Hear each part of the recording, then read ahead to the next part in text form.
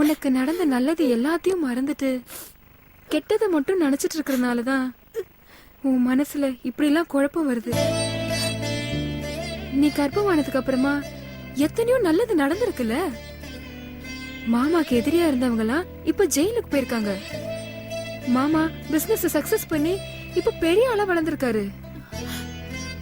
இப்ப இருக்கிற பிசினஸ் போட்டிக்கு நடுவுல வாட்டர் பாட்டில் போட்டு மார்க்கெட் பண்ணிட்டு இருக்காரு. இது எல்லாமே உன் அதிர்ஷ்டத்தாலையும் வயித்துல வளர்ற குழந்தைனாலையும் தான்க்கா.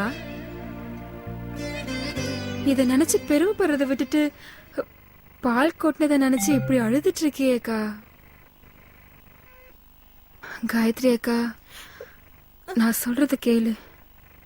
நம்ம அம்மா அப்பா 2 பேருமே உனக்கும் எனக்கும் துணையாவே இருக்காங்க. நமக்கு எந்த கெட்டதும் நடக்காதுக்கா. எல்லாமே நல்லதா தான் நடக்கும். வா, முதல்ல சந்தோஷத்தோட எல்லார்கிட்டயும் பேசு. வாக்கா, வாக்கா. நீ போ, நான் வரேன். போ, வரேன்னு சொல்றேன்ல.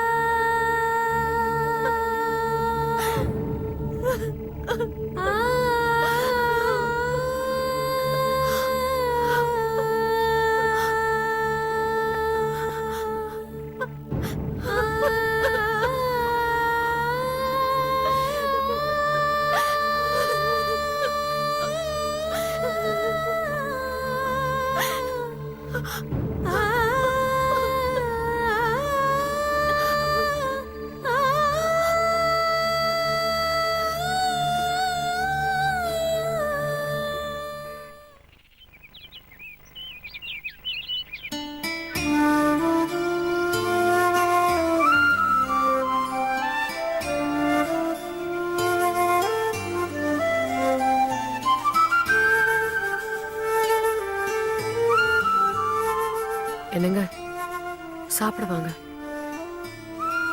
இப்ப வேண்டாம் சித்ரா, நான் சாப்பிடுற மூட்ல இல்ல. ஏன், என்னாச்சு? சொல்றேன் சித்ரா.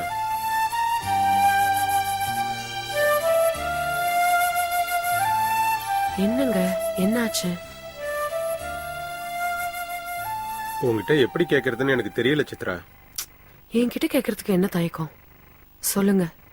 இல்ல சித்ரா, நான் கேட்கும் போதெல்லாம் கொஞ்சம் கூட முகம் சுளிக்காம ஒவ்வொரு நகையா எடுத்து கொடுத்த. நானும் அதை வச்சு வீட்டை பாக்குறேன், வேலை தேடி அலையிறேன். வேலையும் கிடைக்க மாட்டேங்குது, கையில இருந்த பணமும் தீந்துருது. மறுபடியும் உங்ககிட்ட கேட்கறதுக்கு எனக்கு ரொம்ப கூச்சமா இருக்கு. என் மனசு ரொம்ப பாடுபடுது சித்ரா. எனக்கு புரியுதுங்க, ஆனா என்கிட்ட கேக்குறதுக்கு உங்களுக்கு இவ்வளவு தயக்கமே வேண்டாம். உங்களுக்காகவும் நம்ம குடும்பத்துக்காகவும் என் கழுத்துல இருக்கிற தாலியை தவிர எல்லா நகையையும் தரத்துக்கு நான் தயாரா இருக்கேன்.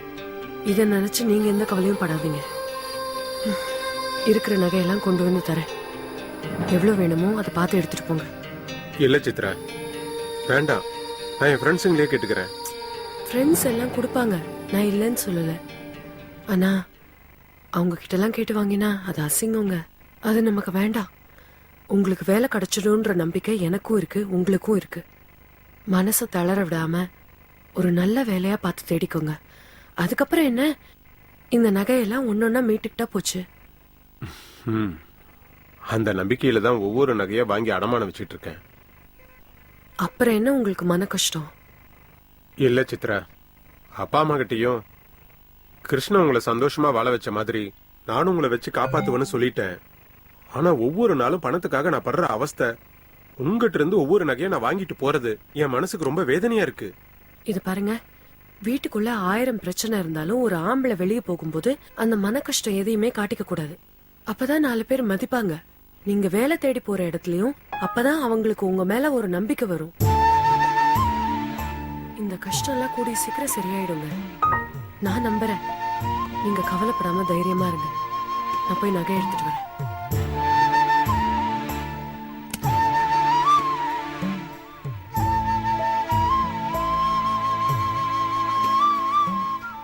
சித்ரா, பெட்டி எதுக்கு எடுக்கிற? 2 பவுன்ல ஏதாவது ஒண்ணு கொடு. இந்த மாசம் சமாளிச்சிடலாம். அது போதும். இந்த மாசத்துக்குள்ள எனக்கு வேலை கிடைச்சிருங்கிற நம்பிக்கை இருக்கு. போதுமாங்க? சரி இருங்க. இது சரியா இருக்கும்னு நினைக்கிறேன். பாருங்க.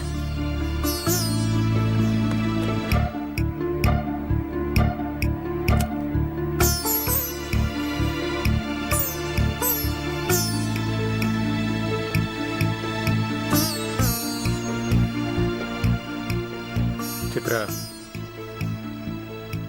நான் உங்ககிட்ட ஜுவல்ஸ் வாங்கி தான் வீட்டை சமாளிக்கிறேன்னு அப்பாவுக்கும் அம்மாவுக்கும் தெரியுமா? இல்லங்க, என்கிட்ட கேட்டாங்க. நீங்க உங்க ஃப்ரெண்ட்ஸ் யார்கிட்டயோ காசு வாங்கி சமாளிச்சிட்டு இருக்கீங்கன்னு சொல்லியிருக்கேன். இந்த குடும்பத்துல நான் ஒன்றும் 3வது மனுஷி இல்லைங்க. ஆனா என்கிட்ட நகையை கேட்கறதுக்கு நீங்களே இவ்வளவு வேதனைப்படுறீங்க. அவங்களுக்கு இந்த விஷயம் தெரிஞ்சா எவ்வளவு கஷ்டப்படுவாங்க. இல்ல சித்ரா, இந்த விஷயம் உங்க வீட்டுல இருக்கிறவங்களுக்கு தெரிஞ்சா எவ்வளவு வேதனைப்படுவாங்க. அது எனக்கும் அப்பாவுக்கும் எவ்வளவு அசிங்கம்.